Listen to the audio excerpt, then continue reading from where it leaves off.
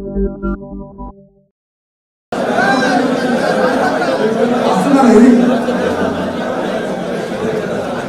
నిమిషం పైసా సర్పంచ్ రాని దయచేసి సర్పంచ్ రాని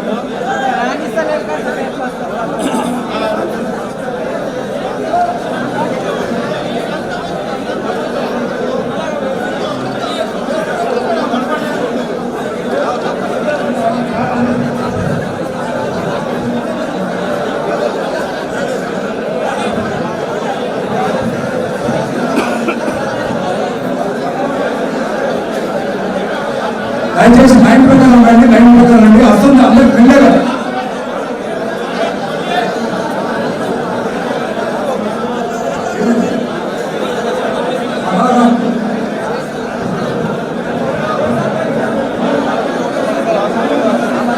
చేయకపోయినా మొన్న ఎలక్షన్లో తన పనితీరుతో తన కార్యదక్షతతో 142 మంది సర్పంచ్లను గెలిపించుకున్న అనిల్ జాదవ్ గారికి గట్టిగా చప్పట్లతో అభినందనలు చెప్పాలని కోరుతా ఉన్నాను. ఇలా అనిల్ మాట్లాడినాక ఉపన్యాసం విన్నాక నా కడుపు నిండిపోయింది. ఎందుకంటే ఒక ఇయ్యాలటి ముచ్చట చెప్పలే. 2001లో నేను నిర్మల్లో చదువుతున్న కాడికి వెళ్ళి మొదలుపెట్టిండు.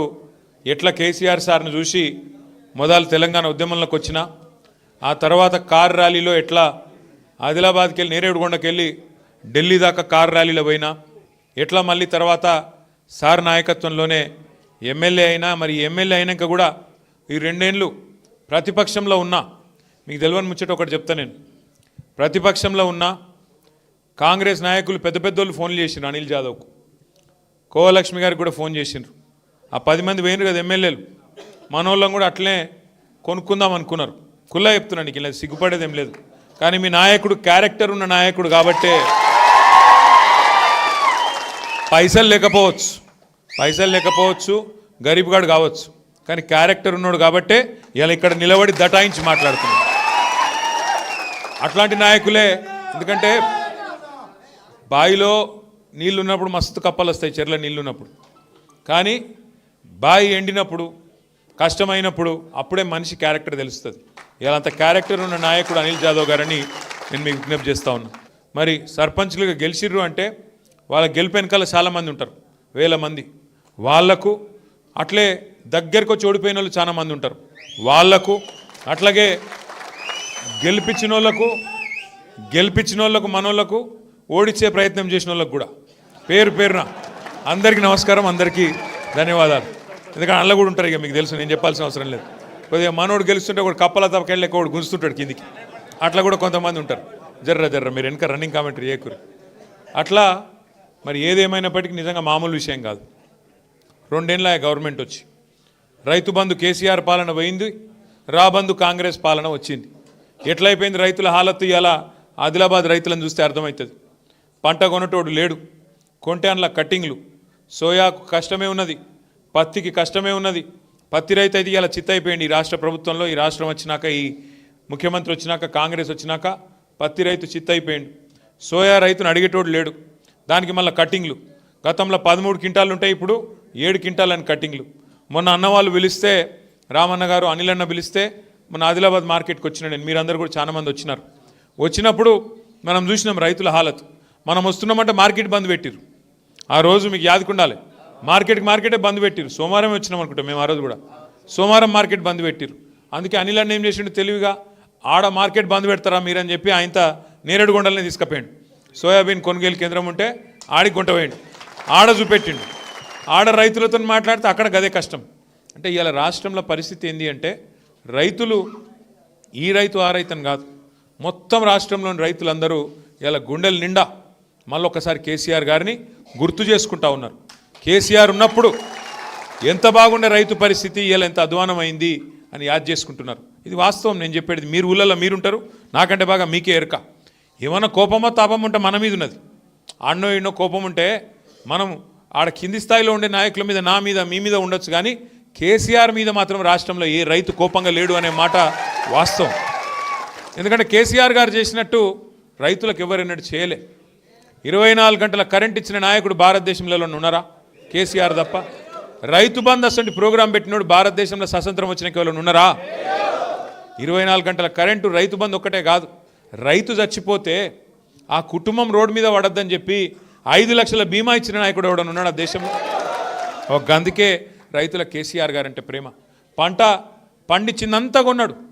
కరోనా టైంలో కూడా 7,000 కేంద్రాలు పెట్టి, కొనుగోలు కేంద్రాలు పెట్టి ఆఖరి గింజ దాకా కొన్నాడు. పంట తడిచిపోయినా, నానినా, మొలకెత్తినా, రంగు మారినా, ఏదైనా సరే మొత్తం కొని రైతులకు ధీమా ఇచ్చిన నాయకుడు కేసీఆర్ గారు. అట్లాగే గోదావరి, కృష్ణ ఈ 2 జీవనదులలో తెలంగాణకు గతంలో అన్యాయం జరిగింది కాబట్టి మనం కొట్లాడినాం, రాష్ట్రం తెచ్చుకున్న రాష్ట్రంలో ఇటు కాళేశ్వరం కట్టిండు, అటు బ్రహ్మాండంగా పాలమూరు రంగారెడ్డి 90% పూర్తి చేసిండు. మీ దగ్గర సదర్మాటు ఇంకా ఎన్నో ప్రాజెక్టులు 1-2 కాదు బ్రహ్మాండంగా చేసుకున్నాం. ప్రతి ఊర్లో ఉండే చెరువు బాగా చేసుకున్నాం మిషన్ కాకతీయ కింద. అందుకే తెలంగాణ వ్యవసాయం బంగారం అయింది. మొత్తం భారతదేశంలో పంజాబు, హర్యానా దేశానికి ధాన్య భాండాగారం అంటారు.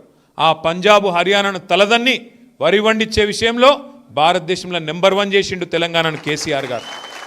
అంటే ఇట్లా చెప్పుకుంటూ పోతే ఎన్నో ఉన్నాయి, 1-2 కాదు కేసీఆర్ చేసిన పనులు.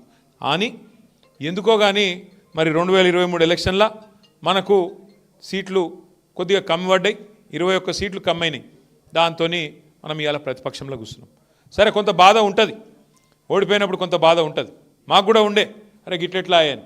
ఒక్కసారి ఆలోచిస్తే పోయినాయి కొన్ని సీట్లు తక్కువతో ఉన్నాయి. ఖానాపూర్లో 4,000 ఓట్లతో పోయింది, పక్క కాగజ్ నగర్లో 3,000 ఓట్లతో పోయింది. లేకపోతే ఇలా మనకు 4 ఎమ్మెల్యేలు ఉందరు, అన్నది కూడా తక్కువనే పోయింది. 6,000తోని రామన్న సాబ్ది పోయింది. లేకపోతే సగం ఆదిలాబాద్ మనమే ఉంటుంటే ఇవాళ. ఇక్కడ ఆదిలాబాద్ మనకే ఉంటుండే, కాగజ్ నగర్ మనకే ఉంటుండే, ఖానాపూర్ మనకే ఉంటుండే. ఈ ఇద్దరికి తోడు ఇంకో 3 ఉందరు. కానీ చిన్న మిస్టేక్స్ జరిగినాయి.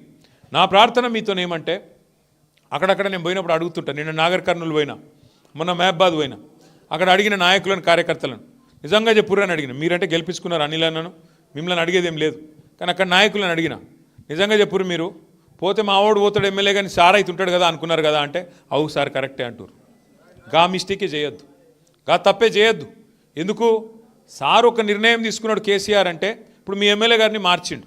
గతంలో ఒక ఎమ్మెల్యే సాబ్ ఉండే రాతోడు, ఆయనను మార్చి అనిల్ అన్నకు టికెట్ ఇచ్చిండు. ఆడ సక్కు గారు ఉండే ఆసిఫాబాద్లో, ఆయనను మార్చి ఆడ లక్ష్మక్కకు టికెట్ ఇచ్చిండు. సార్ ఏదైనా నిర్ణయం తీసుకున్నంటే ఆలోచించే తీసుకుంటాడు, ఉత్తగానే తీసుకోడు కదా. ఆయనకు ఒకళ్ళ మీద కోపం, ఒకళ్ళ మీద ప్రేమ ఉంటుంది. అందరూ ఆయన పిల్లలే. కాకపోతే ఎవరు గెలుస్తారు, ఎవరు ఓడిపోతారు, పరిస్థితి ఏమిటిది. ఇక్కడ కూడా మార్చిండు, ఖానాపూర్లో కూడా మార్చి టికెట్ ఇచ్చిండు. ఓ 2 గెలిచినాం, ఒకటి దగ్గరకు వచ్చి పోయింది. అంటే సార్ ఏ నిర్ణయం తీసుకున్నా దాని వెనుక ఒక ఆలోచన ఉంటుంది, ఒక సూత్రం ఉంటుంది. మన రాష్ట్రం మంచి, మన పార్టీ మంచి ఉంటుంది తప్ప వేరేది ఉండదు. అందుకే దయచేసి నేను మిమ్మల్ని కోరేది, రేపటి రోజున జెడ్పీటీస్ అప్పుడు కూడా, ఎంపీటీస్ అప్పుడు కూడా బీఫారం ఒకరికే వస్తుంది. మళ్ళీ మనం కొట్లాడుకున్నాం అనుకో, మధ్యలో ఇంకోటి గెలుస్తాడు. మొన్న అసెంబ్లీలో అయిందే మళ్ళీ అవుతుంది. అట్లా కాకుండా రేపు అనిల్ అన్న కూడా మీ నియోజకవర్గానికి తండ్రి లాంటి ఆయన, పెద్ద మనిషి ఆయన్నే మీ నియోజకవర్గానికి. కాబట్టి రేపు అనిల్ జాదవ్ గారు 10 మండలాల్లో జెడ్పీటీసీలు కానీ, ఎంపీటీసీలు కానీ కారు గుర్తు మీద ఎవరు వచ్చినా ఆడ నిలబడ్డది కేసీఆర్ అనుకోవాలి, అనిల్ జాదవ్ అనుకోవాలి, గుద్దిడిచిపెట్టాలి అంతే. ఇక మళ్ళీ మనం ఆలోచన చేయొద్దు, ఆయన ఇట్లనట, ఆయన కాలు వంకరనట, టింకరనట, అవన్నీ మాట్లాడద్దు. ఇక ఒకసారి కారు గుర్తు మీద గులాబీ కండువా వేసుకొని మన నాయకుడు, మన సోదరుడు వచ్చిందంటే ఇగో ఈయననే కేసీఆర్ అనుకోవాలి, గట్టిగా పని చేయాలి. అది గల్లీ ఎలక్షన్ అయినా, ఢిల్లీ ఎలక్షన్ అయినా గట్లే ఉండాలి తప్ప ఇక మనం లెక్కలేయద్దు. ఆ తప్పు జరిగింది, జరిగేయాలి. ఎవరు అవస్థ పడుతున్నారు? అందరికంటే ఎక్కువ అవస్థ పడుతున్నది మనం.